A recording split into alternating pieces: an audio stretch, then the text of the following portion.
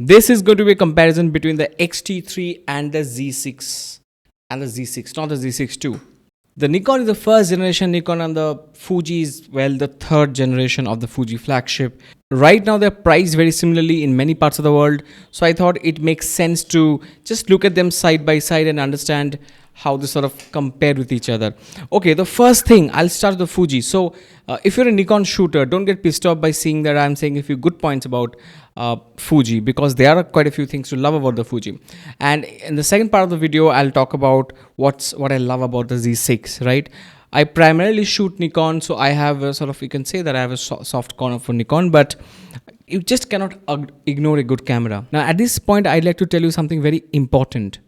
You see, subscribing to our channel is completely free, so please do subscribe and help me reach 1,000 subscribers. If you're watching this channel for the second or the third time, you should probably just go ahead and subscribe. So let's start with the Fuji, right? Firstly, both cameras actually look awesome. I mean, the design, the look, I mean, they're just beautiful looking cameras. Both the Z cameras, in fact, the entire Z line of cameras, they're all beautiful bodies. And of course, the Fujis are known for the design, the retro look. And not only the retro look, it's just the way the whole camera feels, with the lenses attached to them. They're just beautiful. I think Nikon and Fuji make the best looking cameras in the market. Now coming back to the X-T3, the Fuji, it's tiny for a flagship camera. It's tiny for its capabilities. And I just love that about it. So what happens is that it makes you forget that you have a camera with you, and the Fuji X-T3 can actually vanish when you're shooting, because you can just focus so much and get into so much in what you're creating that you will really forget that. And that's a great quality for a camera to have.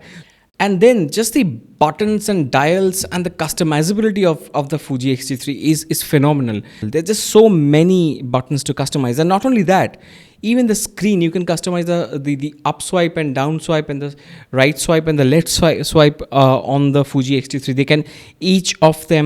Each of those swipes can perform specific tasks assigned to the camera by you.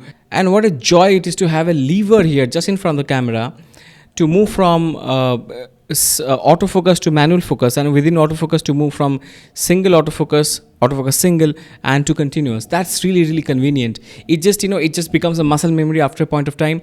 The other thing that I personally do is there's a tiny button in front of it. Okay, what I do is I assign the eye and face detect autofocus to this button. So I click this, the autofocus is eye autofocus is on. I click on this one more time, that's off. So what it allows me to do is that it constantly shows the tracking box while I'm shooting, and depending on the situation, if I see a face, or when I'm shooting portraits, I just have to just press this button to switch on the eye autofocus. It just makes it so simple, right? You have access to two kinds of autofocus very easily in the Fuji, but in Nikon you can't really do that. I mean, the Sony also has that, so that's a great thing to have, really. And I really hope that Nikon has been taking keen notes from Fuji while designing their ZFC, the upcoming retro style crop sensor body.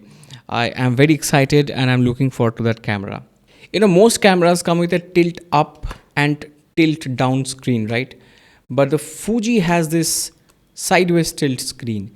This is amazing because when you want to take vertical and low angle shots, it is just so convenient. You just keep the camera like this and you can really see what's going on.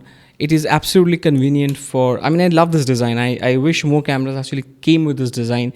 Now there is one thing that is unique about retro style bodies. All the buttons and dials are outside, especially when it comes to exposure settings. So I can see the ISO value right here. I can just change the dial here. I can see my shutter speed here. The exposure compensation dial is here. So even before I switch on the camera, I can set the exposure settings according to the scene. What it does is that it allows me to kind of be ready with the camera for those moments, those fleeting and rare moments, much more easily with the Fuji than on any other PASM cameras, where you have to sort of switch the camera on and then change the settings, right? So a lot of people actually end up not using the manual mode and they go into shutter or aperture priority, most often aperture priority mode, because it's just quicker. You switch the camera on and shoot. I have never really used aperture or shutter priority on a Fuji because of this reason. When it comes to video, the Fuji X-T3 pulls a punch so much above its weight, literally and financially. It can shoot 4K 60p, and it can do that in 400 Mbps internally in 10-bit 420. That's just rare, and very few cameras do that, especially a camera that is designed so much for photography.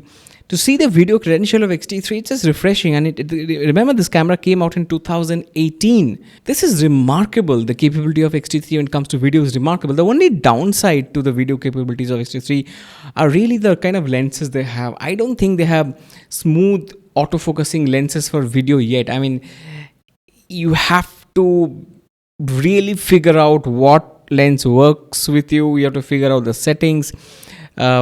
And even then you cannot be completely sure about the autofocus if you're just creating such talking head videos. Even then I can't really rely on the Xt3 for that. But of course, if you use the external recorder, you will be able to access 422 colors. But hey, 420 is actually very, very good. Now let's talk about the Nikon Z6.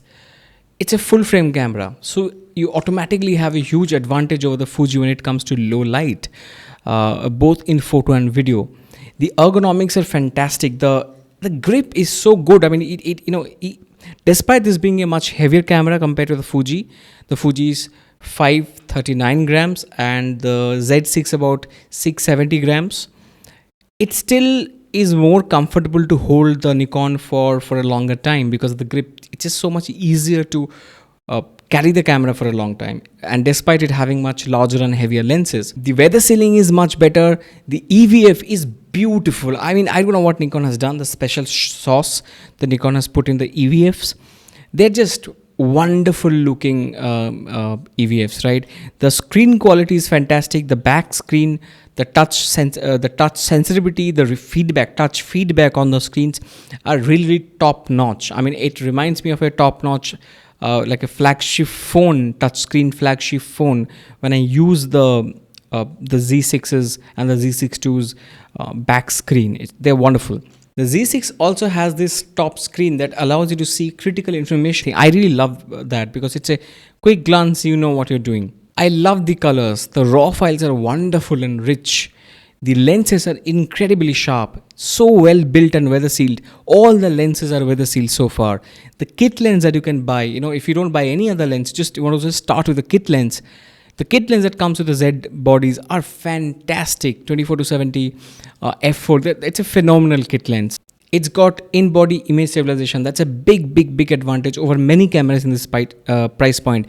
That adds to the low light capability. It gives you more creative freedom.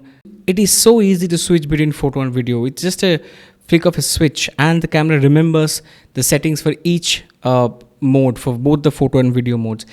The video autofocus is extremely reliable. I found it always to be very, very reliable. And you can access all of the F-mount lenses, and most of the G lenses, F-mount G lenses, work very, very well with along with the FTZ adapter on the Z6. So you have access to such a wide variety of lenses. Even if you think that, you don't have a very long lineup of lenses in the Z mount yet, you can access all of those lenses. They're much cheaper. You will find them used at a very low cost. The battery life is excellent. If you look at the Fuji's battery life, they're puny, tiny little things. But if you look at the Z6's battery life, it's actually quite good. I think I have always seen the battery last for about 1200 shots. And I think that's quite good. In fact, I have run out of the card space sooner than I have run out of battery juice.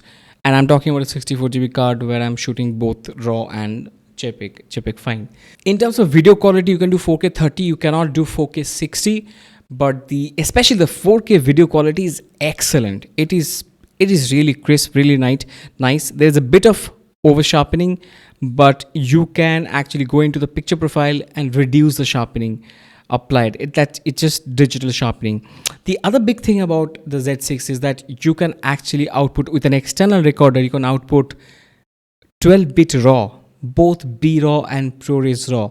That's rare in this price segment. I mean, that's something to die for. I mean, if you are a serious filmmaker, you can attach whatever else you want to attach. It has the shallowest flange distance, right? So you can attach more lenses. You can attach everything. Lenses from Canon, Nikon, Sony.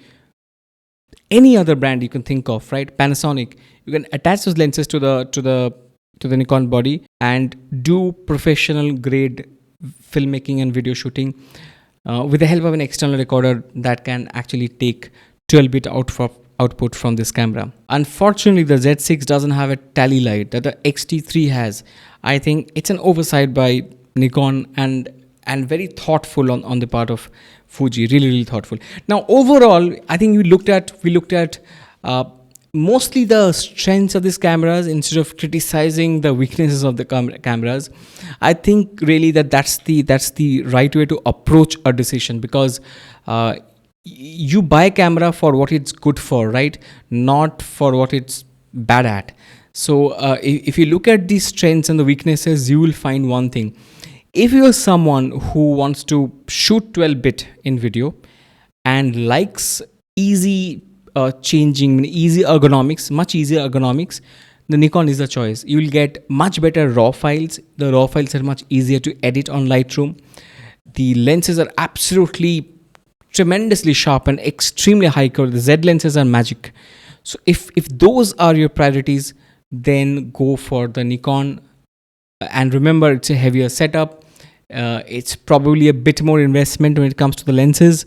But if you want something lighter, smaller, and extremely capable both ways, I think it comes down to low light performance, IBIS, and size and weight, right? And what you can do, the flexibility that you achieve because of the smaller size and weight of the Xt3. But then there are other things that you will be able to achieve because of the low light capability of the Z6 and the kind of lenses it has and the adaptability of the Z mount, right? So those are, I think, in my mind, the reasons to decide between them. IBIS, low light because of full frame, and size and weight. With those things in mind, I think you are now in a much better situation to make a choice. I personally will keep both these cameras. I'm not going to sell any of them because I love the video output, the 4K video output of the Z6. And I absolutely love the Xt3 as a travel camera, as a casual walk around camera, and a street photography camera. So there you go, right? I hope it helps you make a decision. If you find this video useful, do subscribe, right? It's completely free. And see you very soon. Stay safe.